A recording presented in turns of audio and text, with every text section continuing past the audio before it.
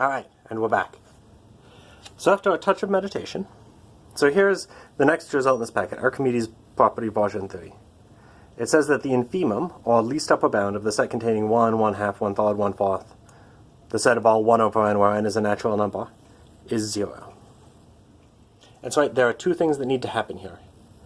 First, we need to show that 0 is a lower bound. And so, well, that should be like super easy, because let's even just think about what that is asking us to do. So I'm going back to this bit of scratch paper. So we want to show 0 is a lower bound on the set of all things that look like 1 over n, where n is in n. All that means is 0 is less than or equal to every element of that set. But what does an element of that set? Yeah, it looks like 1 over n where n is a natural number. In other words,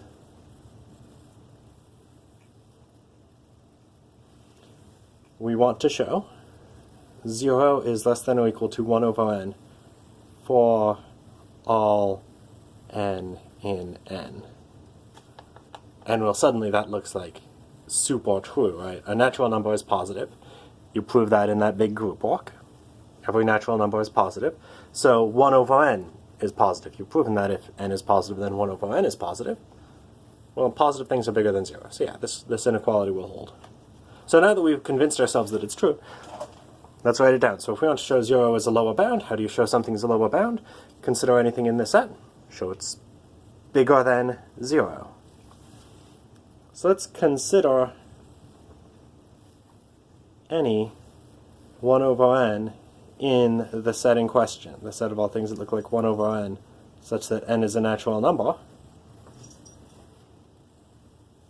So this quantity n, it's the parameter in that set. This number little n is in big N. But that means little n is bigger than, well, bigger than or equal to 1, which is bigger than 0. So little n is bigger than 0, which implies we are about to have a second cat distraction. There she is. This is Nutmeg.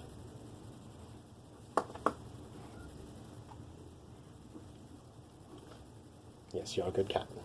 Go up there. She might come back into frame. I apologize, or you're welcome, depending on how you feel. Anyway, little n is bigger than 0, which in turn implies that 1 over n is bigger than 0. So 0 is a lower bound. Groovy.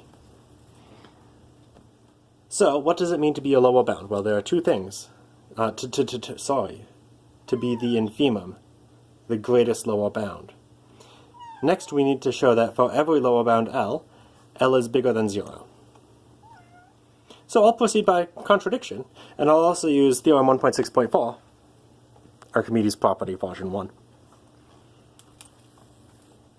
Cool, so let's proceed by contradiction. So let's assume there exists a lower bound. Oh, cat butt.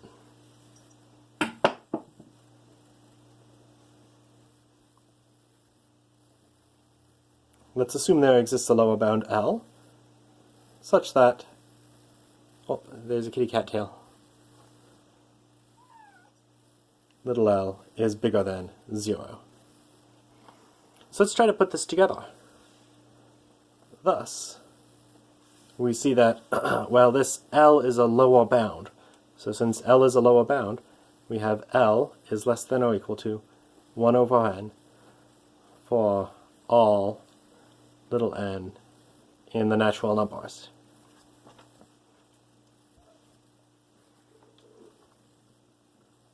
You might be able to hear the cat pawing now. I acknowledged her. Okay, L is less than or equal to 1 over n for every natural number n. So here's all I'll do. This L is positive. So I'll multiply by n and divide by L. Actually, let's see which theorem I'm actually contradicting, because right, this is the trouble with these pre-made things. Okay. So thus, we get L times n is less than or equal to 1 for all n in n. But look back at theorem 1.6.4. That was one of the Archimedean properties. You can pause this video and take a look at it right now. What does that result say?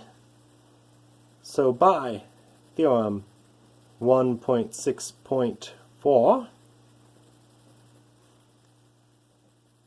for some n in n, L times n is bigger than 1. I can multiply L by a big enough number to make that be bigger than 1. This is a contradiction.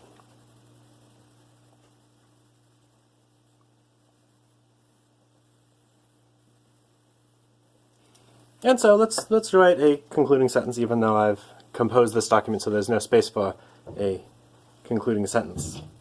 So thus, what do we have? 0 is a lower bound, and for every lower bound L, I've just shown that L is bigger than or equal to, Chris, what are you doing? Less than or equal to. L is less than or equal to 0. But think about it.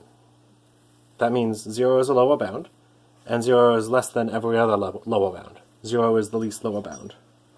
0 is the greatest, I think I said least a second ago, lower bound. Which is exactly what the goal was. Nice. So, the next video will be the longest. So I'll pause now.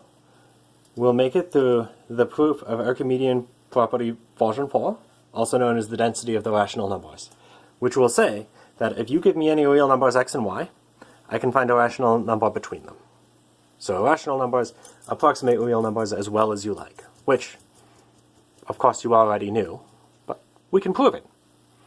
And remarkably, if you're walking over an arbitrary ordered field, this might not happen. There are ordered fields where this fails. Cool. So I'm going to pause. I will be back with you in a moment.